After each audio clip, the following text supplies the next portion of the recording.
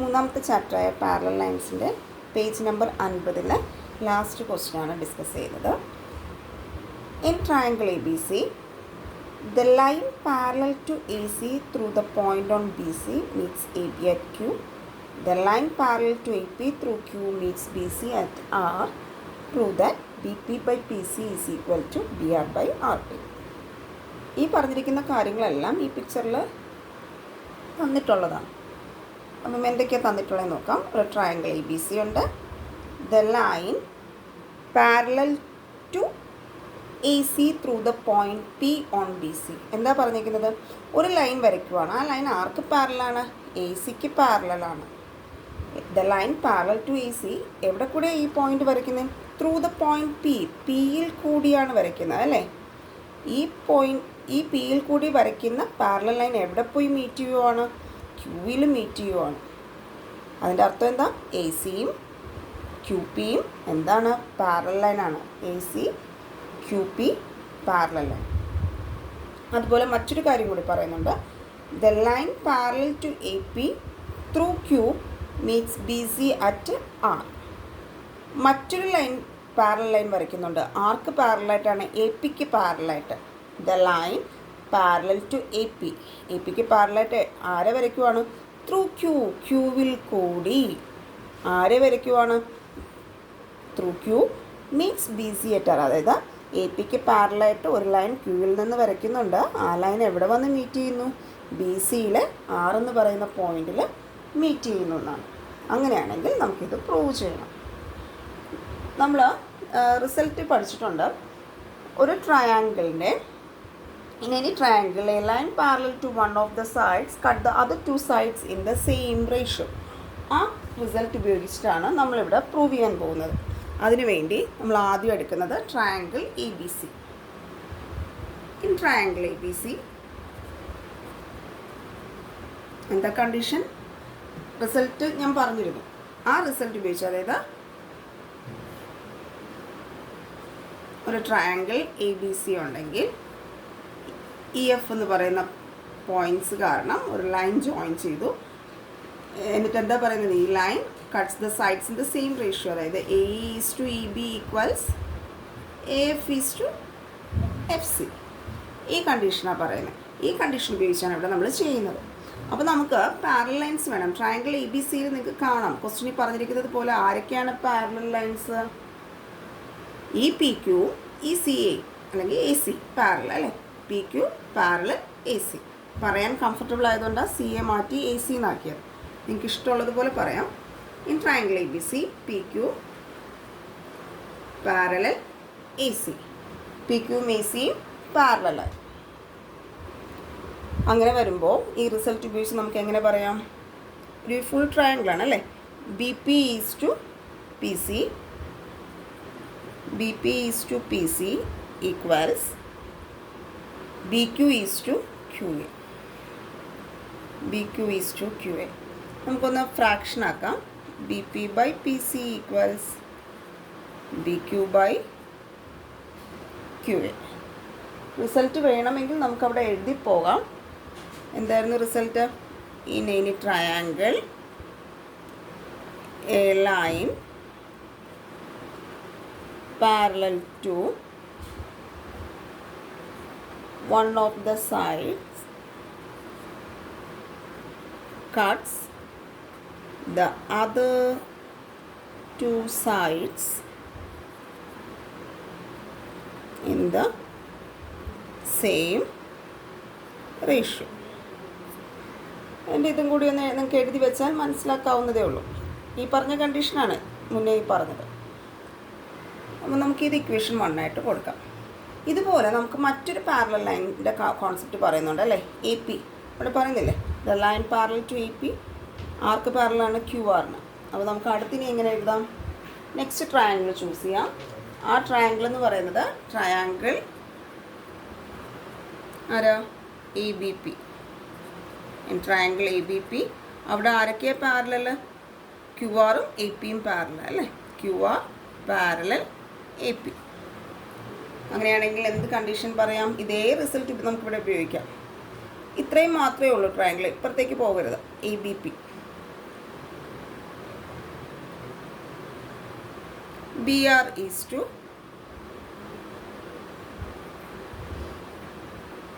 RP equals എങ്ങനെ പറയാം BQ is to QA. Same reason ആണ്. നമുക്ക് ഇക്വേഷൻ നമ്പർ 2 എന്ന് കൊടുക്കാം. BR is to RP equals BQ is to QA. Same റേഷ്യോയിൽ ഡിവൈഡ് ചെയ്യുന്നു. BR by RP equals BQ by QA. Okay, ഇതിന് equation 2 എന്ന് കൊടുത്താൽ മതി. നമ്മളിവിടെ ഫ്രാക്ഷനായിട്ടുള്ള എഴുതിയത്. So from 1 and 2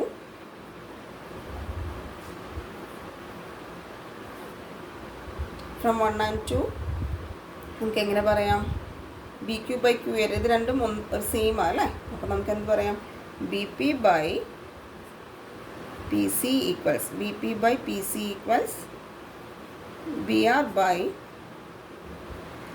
R.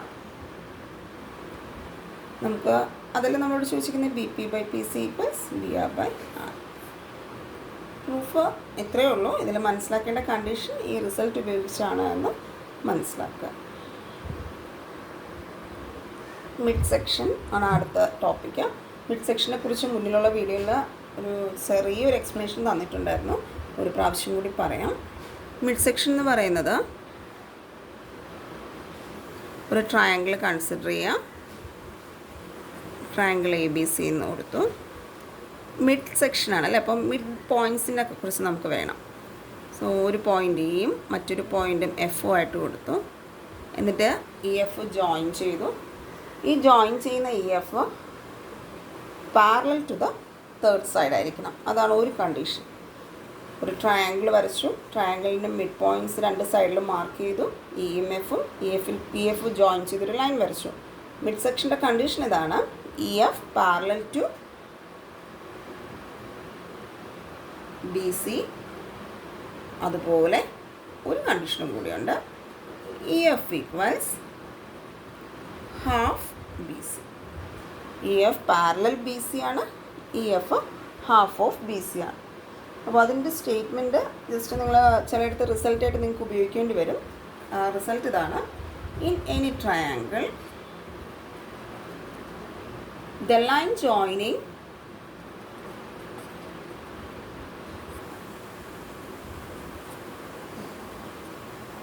the midpoints of two sides is parallel to the third side and is half its length. ഈ പറഞ്ഞ കാര്യമാണ്. EF പാരലൽ BC ആയിരിക്കും. അതുപോലെ EF എന്ന് പറയുന്നത് ഹാഫ് ഓഫ് BC ആണ്. അതിനെയാണ് നമ്മൾ ഇത്രയും എക്സ്റ്റെൻഡ് ചെയ്ത് പറഞ്ഞിരിക്കുന്നത്. നമുക്ക് ടെക്സ്റ്റ് ബുക്കിലെ പേജ് നമ്പർ 53 ഒന്നാമത്തെ ക്വസ്റ്റ്യൻ നോക്കാം. ക്വസ്റ്റ്യൻ മിഡ് പോയിൻറ്റ് തിയറം അല്ലെങ്കിൽ മിഡ് സെക്ഷൻ്റെ ആപ്ലിക്കേഷൻ ക്വസ്റ്റ്യനാണ്. നല്ലൊരു ക്വസ്റ്റ്യനാണ്. സിമ്പിളാണ് മിഡ് സെക്ഷൻ്റെ കോൺസെപ്റ്റ് യൂസ് ചെയ്യുന്നത്. ക്വസ്റ്റ്യൻ പറയുന്നത് ഒരു വലിയ ട്രയാങ്കിൾ തന്നിട്ടുണ്ട്. ട്രയാങ്കിൾ നമുക്ക് പേര് കൊടുക്കാം ABC. ഈ ട്രയാങ്കിളിൻ്റെ മിഡ് പോയിൻറ്റ്സ് നമുക്ക് പേര് കൊടുക്കാം PQ R. അപ്പോൾ Pയും Qയും Rഉം mid points of triangle ABC ആണ്. എന്നോട് പറയുന്നത് how many times the perimeter of small triangle is perimeter of large triangle.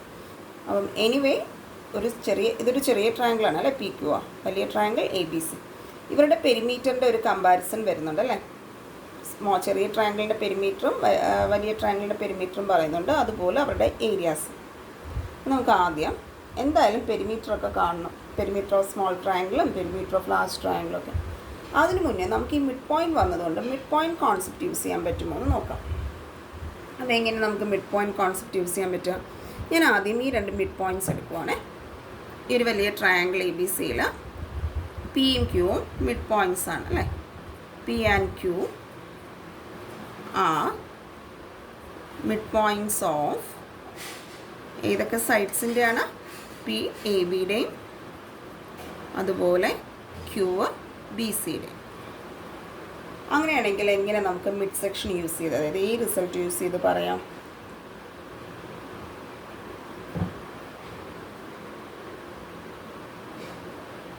എങ്ങനെ പറയാം? P R parallel B C and P R equals half B C. ഇത് ഏത് യൂസ് ചെയ്ത് പറഞ്ഞതാണ്? Mid point result use ചെയ്ത് പറഞ്ഞതാണ്. മിഡ് സെക്ഷൻ്റെ condition use ചെയ്ത്. നിങ്ങൾക്ക് ഇത്രയും സ്റ്റേറ്റ്മെൻറ്റ്, മുന്നേ നമ്മൾ പറഞ്ഞ സ്റ്റേറ്റ്മെൻ്റ് അല്ലേ, ഇത്രയും ഇവിടെ നിങ്ങൾക്ക് എഴുതാം. ഇപ്പോൾ തൽക്കാലം ഞാനിവിടെ മിഡ് സെക്ഷൻ എന്നാണ് എഴുതുന്നത്. ഇനി അതുപോലെ നമുക്ക് ഇനിയും മിഡ് പോയിൻറ്റ്സ് എടുക്കാം അല്ലേ? ആരൊക്കെയാണ് മിഡ് പോയിൻറ്റ്സ്? ആറും Q. R and Q are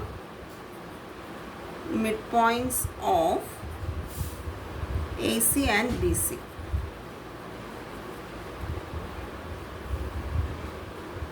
അങ്ങനെയാണെങ്കിൽ എങ്ങനെ എഴുതാം? ആർ ക്യൂ പാരലൽ, ആർക്കാ പാരലൽ? എ ബിക്ക് അല്ലേ? R Q parallel A B and R Q എന്ന് പറയുന്നത് അതേ എ ബിയുടെ പകുതിയായിരിക്കും. R Q equals half of A B. Reason mid section. ഇനി ഒരു പോയിന്റും കൂടി നമുക്ക് ഒരു ലൈനും കൂടി എടുക്കാം അല്ലേ? Parallel concept. പിയും ക്യൂ എടുത്തു, ആറും ക്യൂവും എടുത്തു. ഇനി അടുത്ത ആരെയും എടുക്കാൻ പറ്റുക? പിയും R. P and R R mid points of ആരുടെയൊക്കെയാണ്? A B and A C.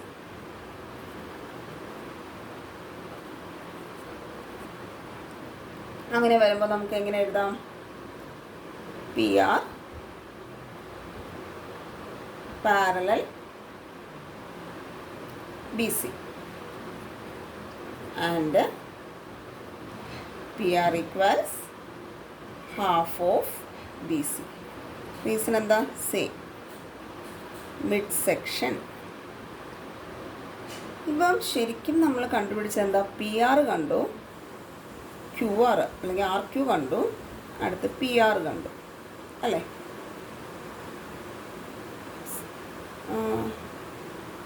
ഇവിടെ ഒരു മിസ്റ്റേക്ക് വന്നല്ലേ? പി ക്യു ആണ്. P Q equals half B C. P Q correct ചെയ്തോളേ. P Q equals half B C.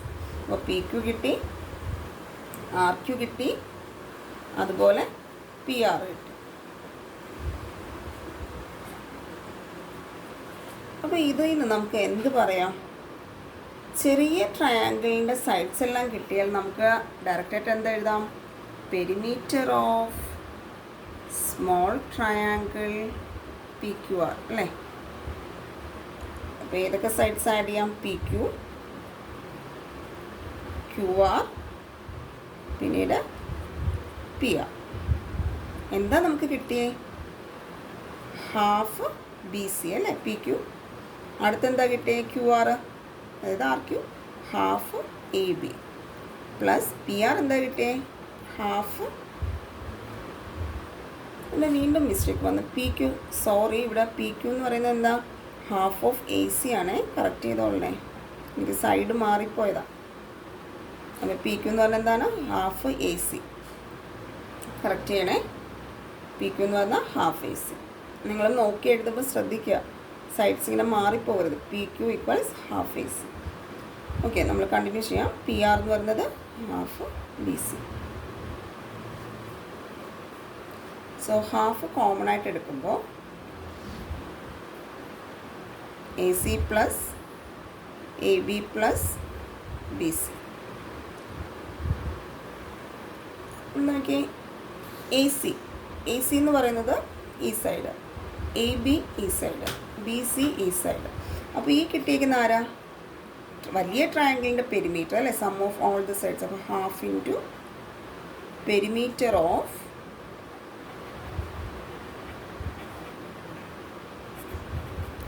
larger triangle ABC. വേണമെങ്കിൽ നമുക്ക് smaller എന്ന് കൊടുക്കാം. Perimeter of smaller triangle PQR connect ചെയ്ത് വന്നപ്പോൾ എന്ത് കിട്ടി ചെയ്ത് വന്നപ്പോൾ half into perimeter of larger triangle. അപ്പോൾ നിങ്ങളോട് ചോദിച്ചിരിക്കുന്നത് ക്വസ്റ്റ്യനിൽ എന്തായിരുന്നു? How many times the perimeter of smaller triangle is the perimeter of larger triangle.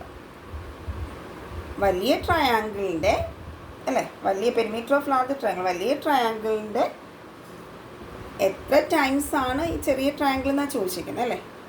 Anyway നമുക്ക് എന്ത് ചെയ്യാം, ഈ സൈഡിൽ പെരിമീറ്റർ ഓഫ് സ്മോളർ ട്രയാങ്കിൾ ഉണ്ടല്ലോ, പെരിമീറ്റർ ഓഫ് സ്മോളർ ട്രയാങ്കിൾ നമ്മളോട് ചോദിക്കുന്നത് വലിയ ട്രയാങ്കിളിൻ്റെ പെരിമീറ്റർ എത്ര ടൈംസ് ആണ് എന്നാണ് ചോദിക്കുന്നത്. ഈ ബൈ 2 ക്രോസ് മൾട്ടിപ്ലൈ ചെയ്യും. അപ്പോൾ എന്ത് വരും? 2 into perimeter of smaller triangle PQR equals perimeter of larger triangle. അപ്പോൾ നമുക്ക് എന്ത് കിട്ടി? How many times perimeter of smaller triangle is perimeter of large triangle എന്നാണ്. അപ്പോൾ പെരിമീറ്റർ ഓഫ് ലാർജർ ട്രയാങ്കിൾ എന്ന് പറയുന്നത് ചെറിയ ട്രയാങ്കിളിൻ്റെ എത്ര ടൈംസ് ആണ്? 2 ടൈംസ്. അപ്പോൾ ലാസ്റ്റ് നിങ്ങൾ ഈക്വൽ മാറ്റിയിട്ട് നിങ്ങൾക്ക് എഴുതാം. എങ്ങനെ എഴുതാം? Perimeter of larger triangle is 2 times the perimeter of smaller triangle. അത് നിങ്ങൾക്ക് എഴുതാൻ പറ്റും. ഇനി അതുപോലെ നമുക്ക് ഒരാളെയും കൂടെ ചോദിച്ചിട്ടുണ്ടല്ലോ, വാട്ട് അബൌട്ട് ദെയർ ഏരിയാസ്. അതിന് നമുക്ക് ഇത്രയൊന്നും ചെയ്യാനില്ല. വലിയൊരു ട്രയാങ്കിളിൻ്റെ മിഡ് പോയിൻറ്റ്സ് ആണ്, സൈഡ്സിൻ്റെ മിഡ് പോയിൻറ്റ്സ് എടുത്താണ് നമുക്ക് ഈ ഒരു ട്രയാങ്കിൾ കിട്ടിയത്. ശരിക്കും ഇവിടെ ഈ മിഡ് പോയിൻറ്റ്സ് ജോയിൻ ചെയ്ത് ഒരു ട്രയാങ്കിൾ ഫോം ചെയ്തുകൊണ്ട് ഇതെല്ലാം ഞാൻ ട്രയാങ്കിൾസിന് നമ്പർ കൊടുത്തു എന്നേ ഉള്ളൂ മനസ്സിലാക്കാൻ വേണ്ടി. 4 ചെറിയ ട്രയാങ്കിൾസ് കിട്ടും അല്ലേ, സ്മോൾ ഈക്വൽ ട്രയാങ്കിൾസ് ആണ്. സ്മോൾ ഈക്വൽ ട്രയാങ്കിൾസ് എത്ര എണ്ണം കിട്ടും? 4 എണ്ണം കിട്ടും. അപ്പോൾ നമുക്ക് മനസ്സിലാക്കേണ്ട ഒരു കാര്യം, ഇവിടെ area what about their areas ആണ്. അപ്പോൾ ഏരിയ ഓഫ് ലാർജർ ട്രയാങ്കിൾ എന്ന് പറയുന്നത് എങ്ങനെ പറയാം? 4 times and into area of 1 smaller triangle. ഇത്രയേ ഉള്ളൂ. 4 ടൈംസ് ആണ്. വലിയ ട്രയാങ്കിളിൻ്റെ ഏരിയ എന്ന് പറയുന്നത് 4 ഇൻറ്റു 4 എണ്ണം അല്ലേ, into area of 1 smaller triangle. എപ്പോഴും ഓർക്കണം, നമുക്കിനി അങ്ങോട്ടുള്ള ക്വസ്റ്റ്യൻസിനും വേണം. ഈ ഫോം ചെയ്ത ചെറിയ ട്രയാങ്കിൾസ് എല്ലാം ഈക്വൽ ട്രയാങ്കിൾസ് ആണ്. നമുക്ക് ബാക്കി ക്വസ്റ്റ്യൻസ് അടുത്ത വീഡിയോയിൽ ഡിസ്കസ് ചെയ്യാം. Thank you.